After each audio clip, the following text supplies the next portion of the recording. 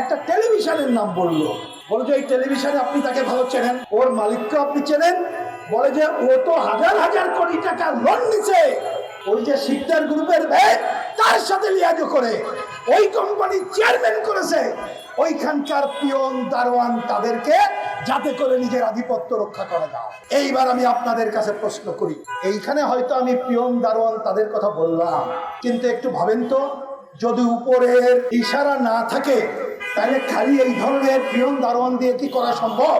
সম্ভব না। তার মানে আজকে এই সব দুর্নীতির উৎপাদনের প্রশ্রয় হচ্ছে। সুতরাং আমরা কমিউনিস্ট পার্টির পক্ষ থেকে বলতে চাই যে দুর্বৃত্তায়িত অর্থনীতি এবং রাজনীতি এই দুর্নীতি লুটপাট তৈরি করেছে।